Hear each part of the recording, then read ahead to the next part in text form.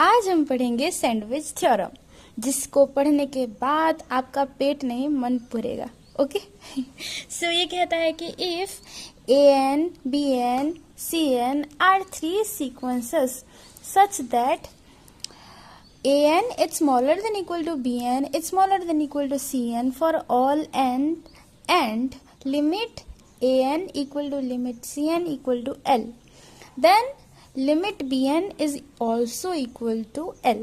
ठीक है, यहाँ ये कहा गया है कि अगर हमारा three sequence an, bn, cn ये दो कंडीशन को सेटिस्फाई कर रहे हैं, that is the nth term of the sequence it's smaller than equal to nth term of this sequence, it's smaller than equal to nth term of this sequence. ठीक है, and limit an is equal to limit bn is equal to l, दोनों sequence का जो limit है that is l, then limit bn is also l, इस sequence का भी limit l होगा। ठीक है, सो let's prove this theorem. So पहले हम एज्यूम कर लेंगे कि लेट an, bn, cn हमारा थ्री सीक्वेंसेस है जो कि ये दो कंडीशन को सेटिस्फाई कर रहा है, and we want to prove this, that is limit bn is equal to l।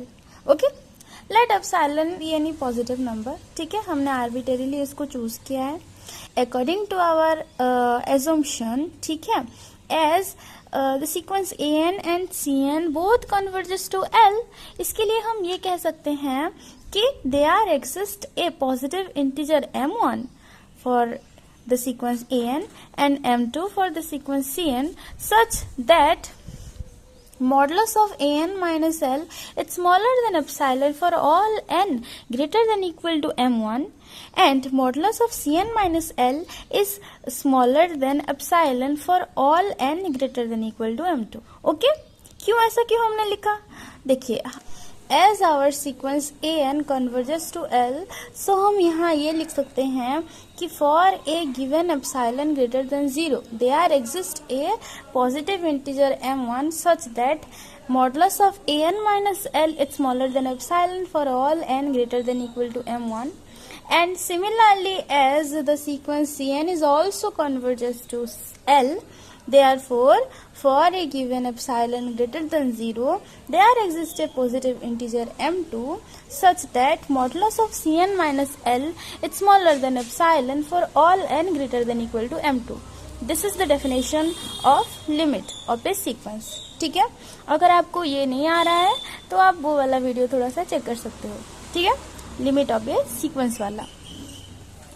And let m be the maximum of m1 and m2, ये जो पॉजिटिव इंटीजर्स हैं m1 और m2, इन दोनों में से जो मैक्सिमम है let it be m।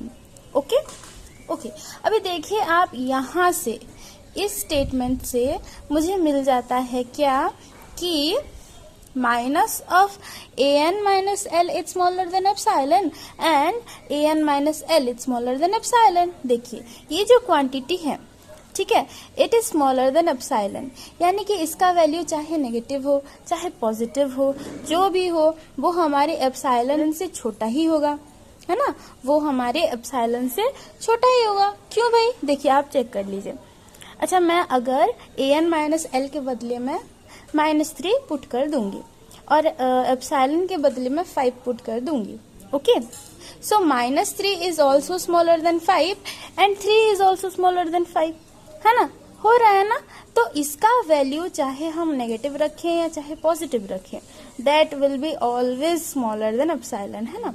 तो यहाँ से हमको ये मिल जाता है दिस एंड दिस, और यहाँ से हमको मिल जाता है दिस स्टेटमेंट से minus an minus minus plus l it's smaller then epsilon, और अगर मैं an को इधर ले आऊंगी और एप्सिलॉन को इधर, तो ये बन जाएगा l minus epsilon is smaller than an and here an is smaller then epsilon plus l। Okay, अच्छा, तो हम इन दोनों स्टेटमेंट से ये लिख सकते हैं कि l minus epsilon is smaller than an is smaller than l plus epsilon, and let it be our statement 2। and similarly हम इस स्टेटमेंट से भी ये कंक्लूड कर सकते हैं कि L minus epsilon is smaller than Cn, it's smaller than L plus epsilon, and let it be statement 3. Okay, so हमको मिल जाता है from statement 1 to 3. हमारा one statement कहाँ है? This is the statement 1 and this 2 and ये जो है ये 3 है. तो हम ये तीनों स्टेटमेंट से ये मिल जाता है कि for n greater than equal to m हम लिख सकते हैं L minus epsilon is smaller than an which is smaller than equal to bn which is smaller than equal to cn and this is smaller than L plus epsilon for all n greater than equal to m, है ना. हम लिख सकते हैं ऐसे. Okay क्यों ऐसे हमने क्यों लिखा है? इधर हम m ही क्यों लिख रहे हैं? देखिए आप, ये जो m है it is maximum of m1 and m2. ठीक है. ओके सो अगर हमारा m1 छोटा है और m2 बड़ा है तो m इक्वल टू m2 हो जाएगा, है ना. तो हमारे m2 के लिए भी ये जो कंडीशन है ये सेटिस्फाई करेगा क्योंकि m2 is greater then m1. और सिमिलरली अगर हमारा m1 बड़ा होगा m2 से, ठीक है, m1 जब बड़ा होगा m2 से तब m1 के लिए भी ये कंडीशन लागू होगा, है ना. तो जो बड़ा हो रहा है, जो इंटीजर बड़ा है, m1 हो चाहे m2 हो, इन दोनों में से जो बड़ा है उसके लिए ये दोनों कंडीशन सेटिस्फाई हो रहा है. तो अगर हमको इन दोनों स्टेटमेंट को साथ में लिखना है तो हम for all n greater than equal to maximum of m1 and m2 के लिए लिख सकते हैं ये दोनों statement. Okay so they are four from the statement 1, 2 and 3 we have given this. हमको ये मिल जाता है, we got this statement. Okay क्योंकि हम स्टेटमेंट 2 और स्टेटमेंट 3 को साथ में तभी लिख सकते हैं if n is greater than equal to m. Okay और statement 1 is valid for all values of n. ठीक है, तो तीनों को साथ में लिखने के लिए n को m से इक्वल होना चाहिए या फिर बड़ा होना चाहिए. ठीक है. अच्छा, and here we get L minus epsilon is smaller than bn is smaller than L plus epsilon for all n greater than equal to m. Okay और यहाँ से हमको क्या मिल जाता है कि modulus of bn minus l is smaller than epsilon for all n greater than equal to m. Because ये जो स्टेटमेंट 2 है और ये जो हमारा स्टेटमेंट है ये दोनों ही सेम हैं. दोनों ही बताते हैं कि हमारे जो सीक्वेंस an है इट कन्वर्जेस टू l.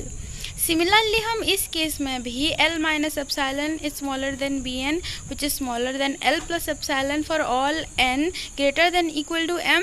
इसके बदले में ये लिख सकते हैं कि limit bn is equal to l. ठीक है, दोनों ही सेम है.